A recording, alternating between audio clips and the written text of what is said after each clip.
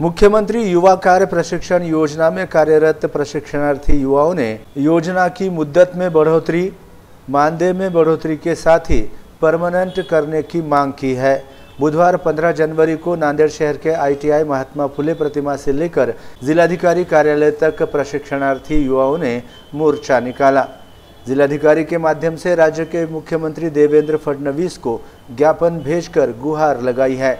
मोर्चा में विभिन्न शासकीय आस्थापनाओं में विगत जुलाई 2024 से प्रशिक्षण ले रहे सैकड़ों युवा युवतियां शामिल हुई थी। लाड़की बहन योजना के साथ ही शिक्षित बेरोजगार युवाओं के लिए पूर्व मुख्यमंत्री एकनाथ शिंदे ने लाडले बहन भाई के लिए भी मुख्यमंत्री युवा कार्य प्रशिक्षण योजना के तहत सभी शासकीय आस्थापनाओं पर उन्हें नियुक्त किया था।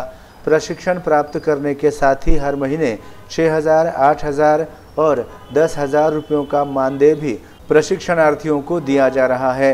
महायुति के शिंदे सरकार ने जुलाई 2024 से लेकर जनवरी 2025 तक सिर्फ 6 महीनों के लिए ये योजना लागू की थी।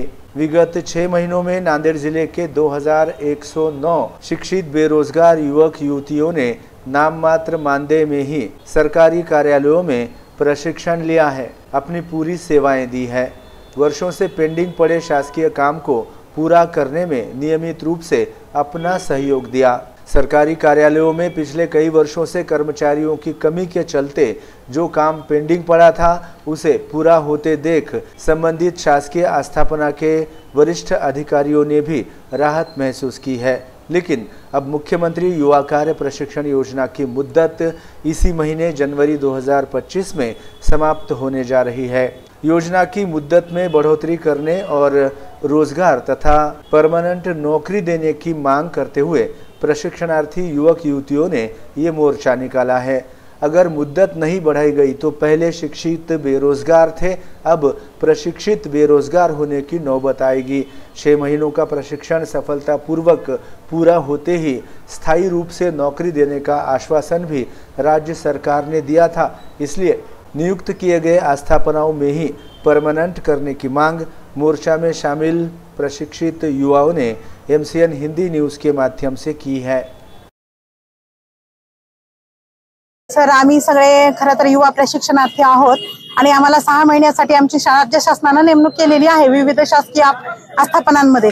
पण हे 6 महिने खूप कमी झाले। आम्हाला कमीत कमी आणखी 6 महिने तरी वाढवून मिळावे, म्हणजे प्रशिक्षण पूर्ण होईल आणि त्यानंतर आम्हाला जे मानधन मिळतंय ते अतिशय कमी आहे आणि त्याच्यामध्ये आमचा काय म्हणजे उदरनिर्वाह होत नाही आणि जे मानधन आहे तेही 2-3 महिन्याचे एकदाच मिळते। ते आमचं मानधन दर महिन्याला मिळावं आणि त्या मानधनामध्ये थोडीशी वाढ सुद्धा व्हावी, कारण महागाई आहे, काही ऍडजस्ट होत नाहीये।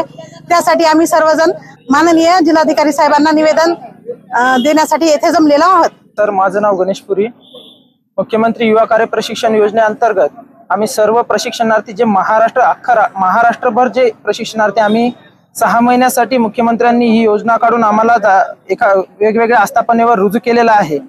त्यानंतर आम्हाला 12वीला 6,000, डिप्लोमाला 8,000 आणि ग्रॅज्युएशन साठी 10,000 हे जे मानधन ठरवलेलं आहे, या सर्वांचा मदत म्हणून आम्ही या योजनेचा मुख्यमंत्र्यांकडून स्वागत करत आहोत। आम्हाला 6 महिन्याकरिता का होईना रोजगार तुम्ही उपलब्ध करून दिला, त्यासाठी आम्ही तुमचे आभारी आहोत। पण सर, या 6 महिन्याच्या नंतर अजून आम्ही बेरोजगार, पहिले तर शिक्षित बेरोजगार होतो, आता प्रशिक्षित बेरोजगार म्हणून स्वतःला समजायचं का, असा प्रश्न आमच्यापुढे उभा टाकलेला आहे। तर या सगळ्यांचा विचार करून मुख्यमंत्र्यांनी आमच्याविषयी काहीतरी सकारात्मक निर्णय घ्यावा।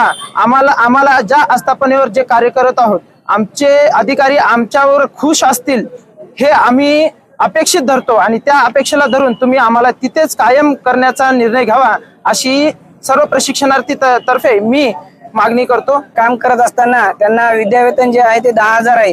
त्यांना जाण्या येण्यासाठीच दूरवर असलेल्यांना तर जाण्या येण्यासाठी 10,000 लागत आहेत, तेही वेळेवर विद्यावेतन मिळत नाही सर। ते विद्यावेतन आम्हाला वाढवून आणि आमचा कार्यकाळ पण वाढवावा। आम्ही आज SP ऑफिस मधले जर विचार केला तर एक 2-2, 4-4 वर्षाचं जे पेंडिंग काम आहे ते काम करत आहेत ते विद्यार्थी, प्रत्येक प्रशिक्षणार्थी। आता ग्रामपंचायतचं जे काम आहे ते पण आम्ही चांगल्या पद्धतीने काम करत आहोत सर।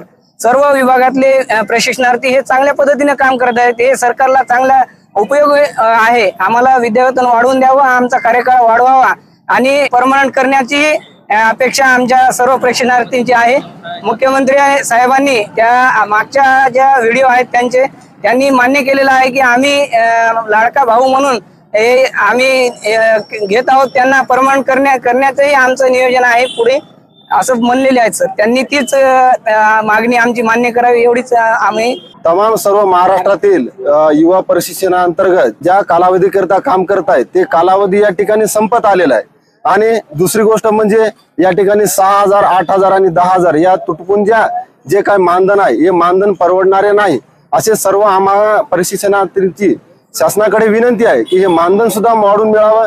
दुसरी गोष्ट, जे काय आस्थापनामध्ये सर्व आमचे मित्र बांधव काम करत आहेत त्यांना सर्व समाधान लाभत आहे। त्या ठिकाणी जे परमनंटचे जे काही कर्मचारी आहेत त्यांना सुद्धा असं वाटत आहे की हे प्रशिक्षणार्थी जे काही विद्यार्थी आहेत ते आम्हाला उपयोगी आहेत आणि उपयोगी येत आहेत। त्यांच्या खांद्याला खांदा लावून आमचे प्रशिक्षणार्थी विद्यार्थी मित्र मंडळी कार्य करत आहेत आणि इथून पुढे असंच काम आम्हाला मिळत जावं अशी माननीय मुख्यमंत्र्यांकडे आमची विनंती आहे।